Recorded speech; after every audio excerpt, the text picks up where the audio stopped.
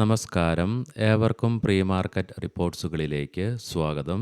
ഇന്ന് നവംബർ 21, 2025 വെള്ളി.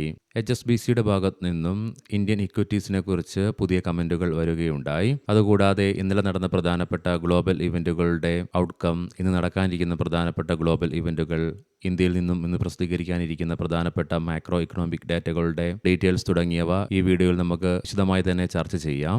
വിദേശ ധനകാര്യ സ്ഥാപനങ്ങളുടെ ബൈയിങ്ങിനെ തുടർന്നും ഹെവി വെയ്റ്റ് സ്റ്റോക്കുകളിൽ ഉടലെടുത്ത അതിശക്തമായ ബൈയിങ്ങിന്റെ ഫലമായിട്ടും ഇന്നലെയും തുടർച്ചയായി ഇന്ത്യൻ മാർക്കറ്റിന് നേട്ടത്തോടുകൂടി തന്നെ വ്യാപാരം അവസാനിപ്പിക്കുവാൻ സാധിക്കുകയുണ്ടായി. തുടർച്ചയായി ഇന്നലെ രണ്ടാമത്തെ ട്രേഡിംഗ് സെഷനിലും വിദേശ ധനകാര്യ സ്ഥാപനങ്ങൾ 283.65 കോടി രൂപയ്ക്ക് ബൈയിങ് തുടരുകയാണ് ഉണ്ടായത്. അതേസമയം ആഭ്യന്തര ധനകാര്യ സ്ഥാപനങ്ങൾ 824.46 കോടി രൂപയ്ക്കും ബൈയിങ് തുടരുകയുണ്ടായി.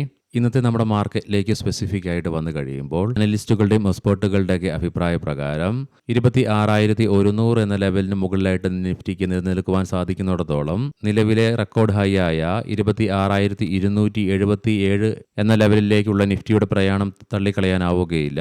എന്നാൽ അതേസമയം 26,277 എന്ന ലെവൽ നിഫ്റ്റി മറികടക്കുകയാണെങ്കിൽ മുന്നോട്ടുള്ള നിഫ്റ്റിയുടെ പ്രയാണം കണ്ടു തന്നെ അറിയേണ്ടതായിട്ടുണ്ട് ഏത് ലെവലിലേക്കായിരിക്കുമെന്ന്. അതേസമയം ഇന്ന് നിഫ്റ്റിയെ സംബന്ധിച്ചിടത്തോളം 26,100 എന്ന ലെവൽ ഇമ്മീഡിയറ്റ് സപ്പോർട്ടായിട്ടും തുടർന്ന് 26,000 എന്ന ലെവൽ സൈക്കോളജിക്കൽ സപ്പോർട്ട് കൂടിയാണ്. 25,900 എന്ന ലെവൽ ക്രൂഷ്യൽ ആയതുകൊണ്ട് തന്നെ ഡൗൺ സൈഡിലേക്ക് ഈ ലെവൽ നിഫ്റ്റി ഇന്ന് ബ്രേക്ക് ചെയ്യുകയാണെങ്കിൽ സെല്ലിംഗ് പ്രഷറും അനുഭവപ്പെട്ടേക്കാം. പ്രത്യേകം ശ്രദ്ധിക്കുക, ഇത് ട്രേഡ് റെക്കമെൻഡേഷൻ അല്ല, അനലിസ്റ്റുകളുടെയും എക്സ്പേർട്ടുകളുടെയൊക്കെ അഭിപ്രായങ്ങൾ മാത്രമാണ്. എഡ്യൂക്കേഷൻ പർപ്പസിന് വേണ്ടി മാത്രമാണ് ഈ ലെവലുകൾ വിശദീകരിക്കുകയുമുണ്ടായത്. HSBCയുടെ പുതിയ റിപ്പോർട്ടുകൾ പ്രകാരം ഇന്ത്യൻ ഓഹരികൾ ഇപ്പോൾ ചൈനയേക്കാൾ മികച്ച മൂല്യം വാഗ്ദാനം ചെയ്യുന്നു എന്നുള്ളൊരു കമന്റ് ഇന്നലെ പുറപ്പെടുവിക്കുക തന്നെ ഉണ്ടായി. ഇന്ന് ഇന്ത്യയിൽ നിന്നും ഒത്തിരിയേറെ പ്രധാനപ്പെട്ട മാക്രോ ഇക്കണോമിക് ഡാറ്റകൾ റിലീസിനായിട്ട് ലൈനപ്പ് ചെയ്തിട്ടുണ്ട്. രാവിലെ 10:00 HSBC composite PMI flash, manufacturing PMI flash, service PMI flash എന്നീ ഡാറ്റകളുടെ റിലീസ് ഉണ്ട്. വൈകുന്നേരം 5:00 ഫോറിൻ എക്സ്ചേഞ്ച് റിസർവ് ഡാറ്റയും റിലീസുണ്ട്.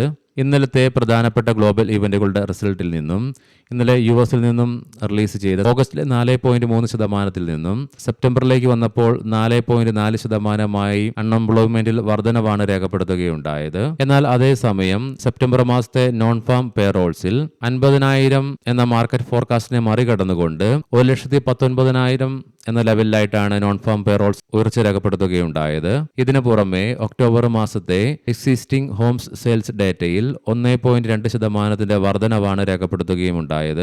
ഇന്നും ഒത്തിരിയേറെ പ്രധാനപ്പെട്ട ഗ്ലോബൽ ഇവന്റുകൾ നിലനിൽക്കുന്ന ഒരു ദിനം തന്നെയാണ്. രാവിലെ 5:00 ജപ്പാനിൽ നിന്നും ഒക്ടോബർ മാസത്തെ ഇൻഫ്ലേഷൻ ഡാറ്റയുടെ റിലീസും ബാലൻസ് ഓഫ് ട്രേഡ് ഡാറ്റയും വരാനിരിക്കുന്നു. ഉച്ചയ്ക്ക് 12:30 UK നിന്നും ഒക്ടോബർ മാസത്തെ റീറ്റെയിൽ സെയിൽസ് ഡാറ്റ വരാനിരിക്കുന്നു. വൈകുന്നേരം 2:00 ജർമ്മനിയിൽ നിന്നും നവംബർ മാസത്തെ HCOB മാനുഫാക്ചറിംഗ് PMI ഫ്ലാഷിന്റെ റിലീസ് ഉണ്ട്.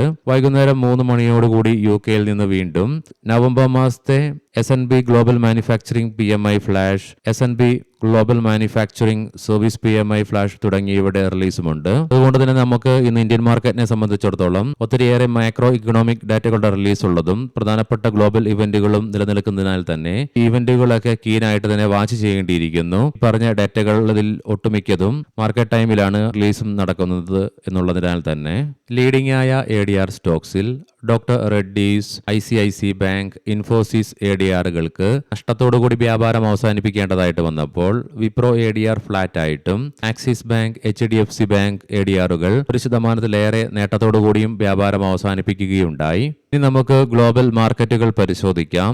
ഇന്നലെ US മാർക്കറ്റിൽ കഴിഞ്ഞ ദിവസം NVIDIAയുടെ ക്വാർട്ടർലി ഏർണിംഗ്സ് പ്രതീക്ഷിച്ചതിനേക്കാളും മികച്ചതായി വന്നെങ്കിലും ആ നേട്ടം ഇന്നലെ US മാർക്കറ്റുകൾക്ക് നിലനിർത്തുവാൻ സാധിച്ചില്ല. കാരണം വീണ്ടും നിക്ഷേപകരുടെ ഇടയിൽ AI സ്റ്റോക്കുകളിൽ ഉടലെടുത്ത ഓവർ വാല്യുവേഷൻസിലുള്ള ആശങ്ക വർദ്ധിക്കുകയുണ്ടായി. മാത്രമല്ല ഡിസംബറിൽ വരാനിരിക്കുന്ന മോണിറ്ററി പോളിസിയിൽ ഇൻട്രസ്റ്റ് റേറ്റ് കട്ടിനുള്ള സാധ്യതകൾ മങ്ങിയതിന്റെ റിയാക്ഷനും ഇന്നലെ നിക്ഷേപകരിൽ പ്രകടമായി. ശതമാനമായിരുന്നു. തൽഫലമായി S&P 500-ന് 1.5%-ലേറെയും നാസ്ഡാക്കിന് 2%-ലേറെയും നഷ്ടത്തോടുകൂടിയാണ് ഇന്നലെ വ്യാപാരം അവസാനിപ്പിക്കേണ്ടതായിട്ട് വരികയുണ്ടായത്. എങ്കിൽ നിലവിൽ ഡോ ജോൺസ് ഫ്യൂച്ചർ നേരിയ നേട്ടത്തിലാണ് വ്യാപാരം ആരംഭിച്ചിട്ടുള്ളത്. യൂറോപ്യൻ മാർക്കറ്റ്സിന് 3-നും ഇന്നലെ നേട്ടത്തോടുകൂടി തന്നെ വ്യാപാരം അവസാനിപ്പിക്കുവാൻ സാധിച്ചു. ഇന്ന് വെളുപ്പിനെ 2:45 ക്ലോസായ ഗിഫ്റ്റ് നിഫ്റ്റിയുടെ ഇൻഡിക്കേഷൻ പ്രകാരം സ്ലൈറ്റ്ലി നെഗറ്റീവായിട്ടുള്ള ഓപ്പണിംഗ് ആണ് ഇന്ന് നമ്മുടെ മാർക്കറ്റിൽ എക്സ്പെക്ട് ചെയ്യുവാനായിട്ട് സാധിക്കുക.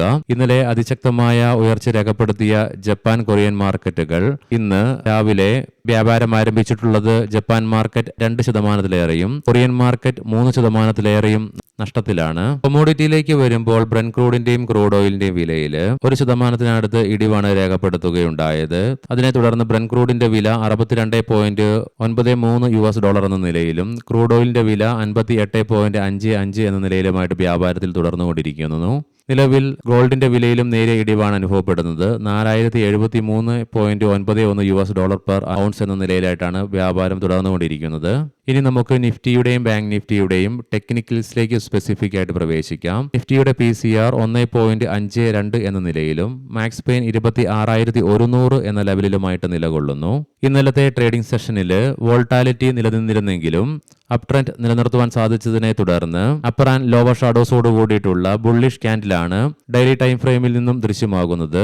RSIയും 67.66 എന്ന നിലയിലേക്കും എത്തിച്ചേരുകയുണ്ടായി. മന്ത്ലി ഓപ്ഷൻസ് ഡാറ്റ പ്രകാരം കോൾ സൈഡിലേക്ക് 26,500 എന്ന സ്ട്രൈക്കിലാണ് ഏറ്റവും കൂടുതൽ ഓപ്പൺ ഇൻട്രസ്റ്റ് കാണുവാൻ സാധിക്കുന്നതെങ്കിലും 26,700 എന്ന സ്ട്രൈക്കിലാണ് ഏറ്റവും കൂടുതൽ കോൾ റൈറ്റിംഗ് നിലവിൽ കാണുന്നത്. അതേസമയം 26,000 എന്ന സ്ട്രൈക്കിലാണ് പുട്ട് സൈഡിലേക്ക് ഏറ്റവും കൂടുതൽ ഓപ്പൺ ഇൻട്രസ്റ്റ് കാണുവാൻ സാധിക്കുന്നതെങ്കിലും 26,200 എന്ന സ്ട്രൈക്കിലാണ് ഏറ്റവും കൂടുതൽ പുട്ട് റൈറ്റിംഗ് നിലവിൽ കാണുക.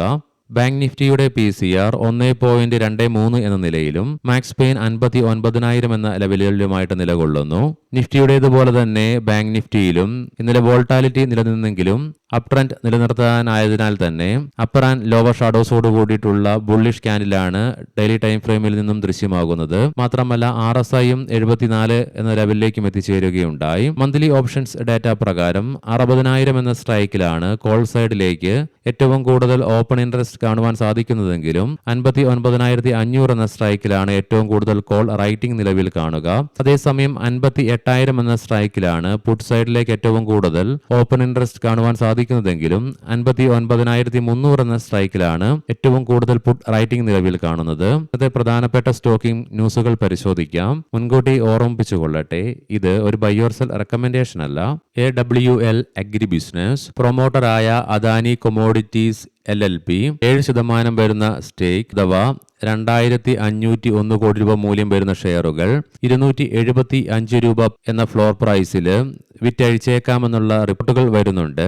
Max Financial Services, Max Ventures 0.46% വരുന്ന സ്റ്റേക്ക് അഥവാ 270 കോടി രൂപ മൂല്യം വരുന്ന ഷെയറുകൾ 1,675 രൂപ 50 പൈസ പെർ ഷെയർ എന്ന നിലയിൽ വിറ്റഴിച്ചേക്കാമെന്നുള്ള റിപ്പോർട്ട്സ് വരുന്നുണ്ട്. ടാറ്റ കൺസൾട്ടൻസി സർവീസസ് തങ്ങളുടെ AI ഡാറ്റാ സെന്റർ ബിസിനസ്സായ ഹൈപ്പർ വാൾട്ടിന്റെ വളർച്ചയെ പിന്താങ്ങുന്നതിനായി ആഗോള ബദൽ അസറ്റ് മാനേജ്മെന്റ് സ്ഥാപനമായ TPGയുമായി തന്ത്രപരമായ പങ്കാളിത്തം പ്രഖ്യാപിക്കുകയുണ്ടായി. ഗോദ്രേജ് പ്രോപ്പർട്ടീസ് കമ്പനിയുടെ ഉടമസ്ഥതയിലുള്ള ഗോദ്രേജ് സ്കൈലാൻഡ് ഡെവലപ്പേഴ്സ് കേസർ ഇന്ത്യയിൽ നിന്നും 115.71 കോടി രൂപ മുടക്കി നാഗ്പൂരിലെ മൗസ തക്ലിയിൽ ഭൂമി വാങ്ങുകയുണ്ടായി.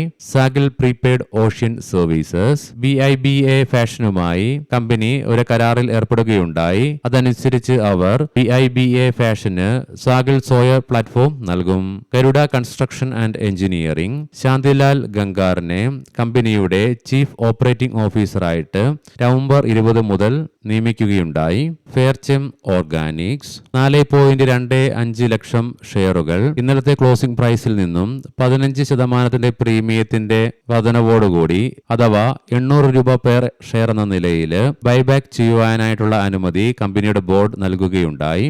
ഏവർക്കും നല്ല ഒരു ട്രേഡിംഗ് ദിനം ആശംസിക്കുന്നു. വൈകുന്നേരം പോസ്റ്റ് മാർക്കറ്റ് റിപ്പോർട്ട്സുമായി കണ്ടുമുട്ടാം. നന്ദി, നമസ്കാരം.